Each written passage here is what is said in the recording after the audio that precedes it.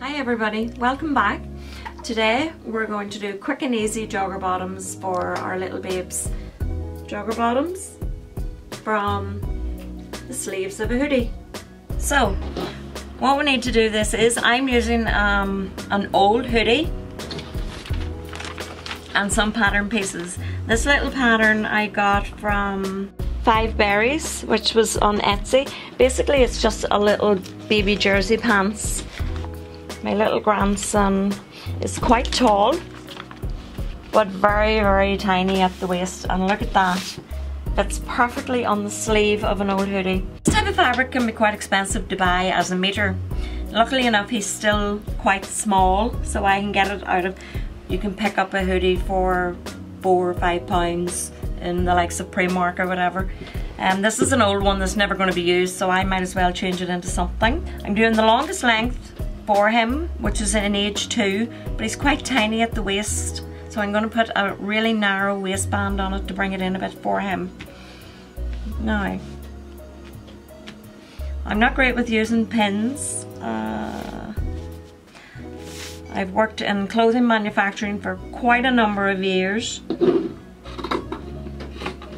and you don't get to pin.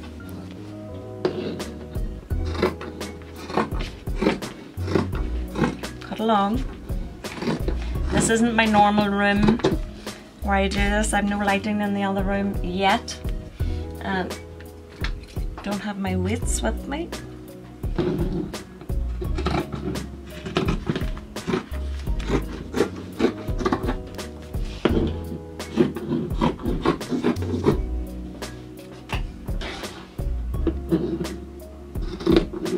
I'm going to leave an extra little bit of width around here. I've tried this pattern before and it's just a personal thing. I think the legs are a wee bit narrow. Now, this is the back. So, in the industry what you would do is cut 2 little notches, just 2 little slits. 2 is always your back. So now I know my back from my front.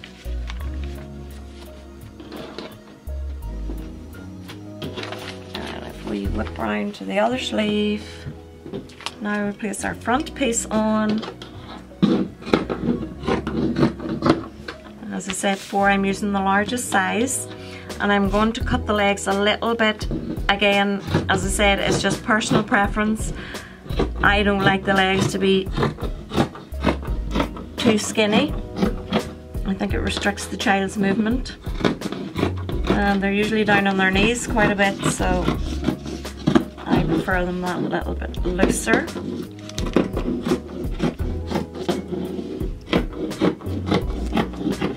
And our front rise always has 1 notch.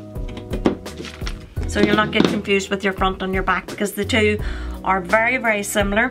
The only difference is you've got a short rise at the front and a longer rise at the back. So to stop any confusion, always use a notch. Handy enough because I'm using the sleeves of a hoodie. I have cups for the bottom of the little pants as shown in the pattern. It does give you a shape to cut out your rib cuffs, and if I fold this in half,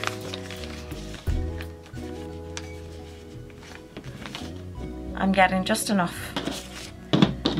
So we're going to cut these off.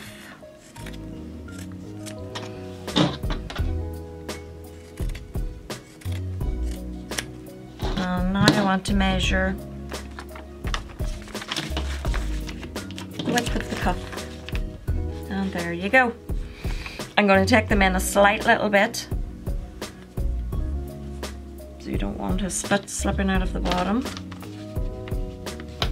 It's basically 1 seam. So we're going to chop this one off.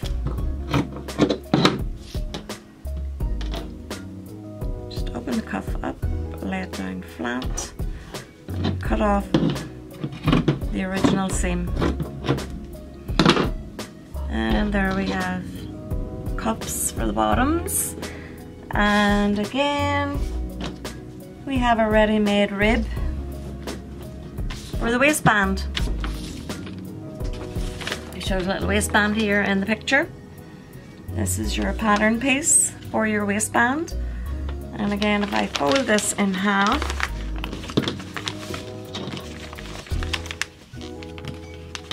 it's a little bit short, but still enough to work with. So we're going to chop this off just along the stitch line. Keep it as close as you can to the stitch line. You don't want your waistband to be too narrow.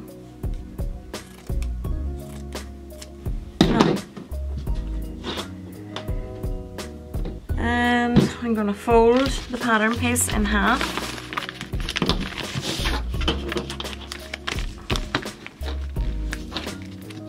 And then half lengthways to see what I need.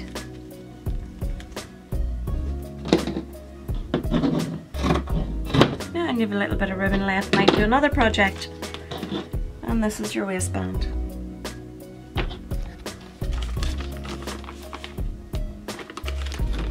So if we open that inside out,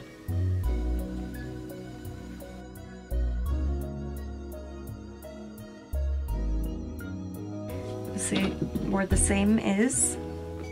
All we want to do is just fold that in half, right sides together so that we can join it up at the other end.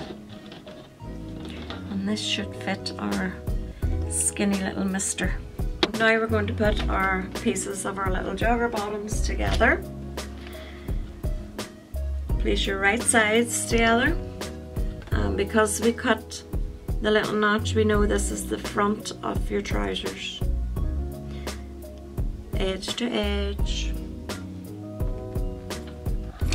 If you don't have an overlocker or serger, what you're going to want to do is sew with a zigzag stitch. This fabric doesn't fray anyway, so basically the idea of an overlock or serger is just to secure your seam a little bit more at the edges so that they don't burst open. I have no lighting where my overlocker is at the moment, so I'm just going to put it together on a lock stitch to let you see what the finished product looks like. So this is our front. We call this the rise. The right sides together, and again we know this is our back because we have two little notches, just more than a centimetre seam.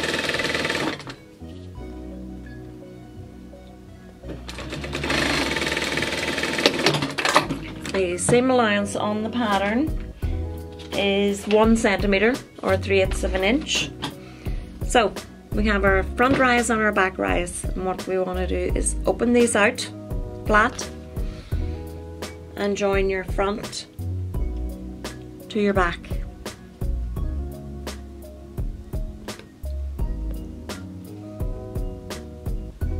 Straight seam, centimetre back tack, and straight down.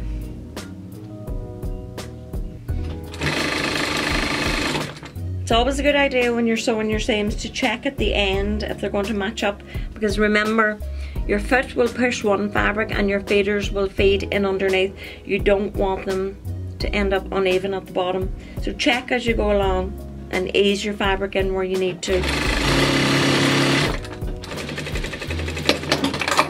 And same with the other side.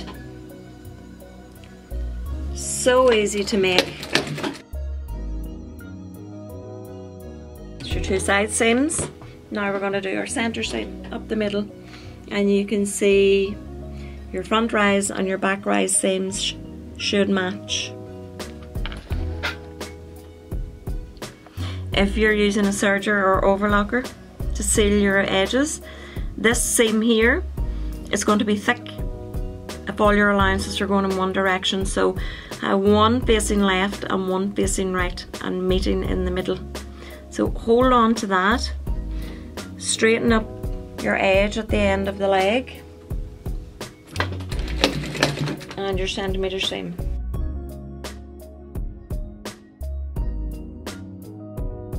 background in clothing manufacturing doesn't allow you to pin. You learn the technique and you sew. Now we have our little bottoms. And to attach the cuffs on the bottoms of the legs. Centimetre hem on your cuff.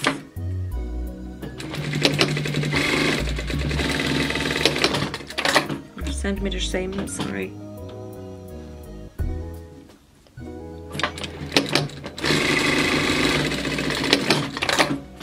Fold your cuffs in half.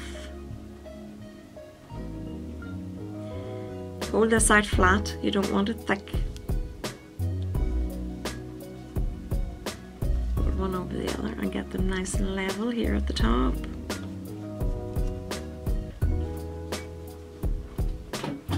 And you're going to insert it into the leg.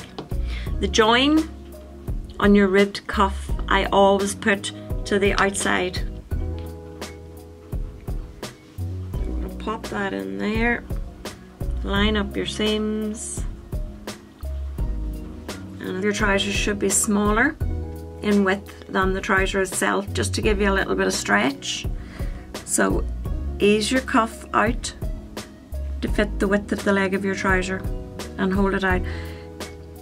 Try to use this method because you're going round in a circle. Put your two hands inside your cuffs, hold by the fingers, and just sew in a nice circle. Moving round. Make sure you've got 3 layers caught at all times. 2 layers of your cuff and 1 layer of your trousers.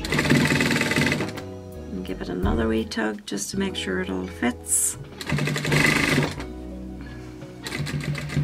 Back tack. And the same for the other side.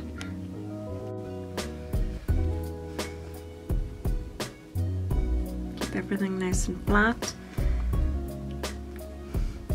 Start off with a few stitches, do a back tack to hold everything in place, then get your cuff, which is slightly smaller than your trouser leg, and just tug it into the seam. Level everything up and sew in a nice circle. And back tack at the end.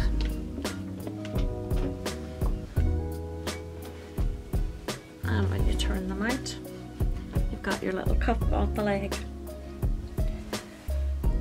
Keep your bottoms inside out for now, and remember your 2 notches are at the back, so we're going to start on the back seam to put our waist cuff on.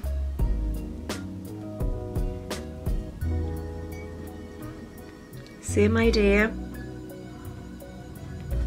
centimetre seam, close it up. Now we've got a circular. We're going to fold in half, keep your seam out flat. So we've got 2 seams inside here, which gives us a guide from side to side. Insert your band inside your trousers and just get one join in your cuff to one side seam. Your back being the piece with 2 notches in it, fold your side seam to the back. Get it all in under there. And again, centimetre seam and a back tack to start. Now go to your other side seam before you go any further and line up your join here with the join of your trousers, your side seam, and again fold your seam towards the back. Your cuffing's smaller than your trousers, so from one seam to the other seam we're just going to stretch it out a bit to make the band fit the trousers. And hold that stretch and sew your seam.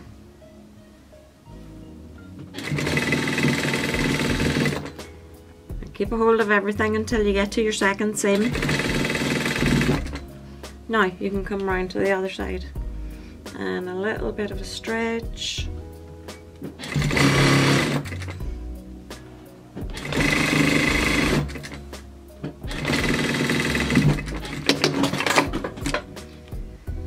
And a back tack at the end. Now, turn everything right side out.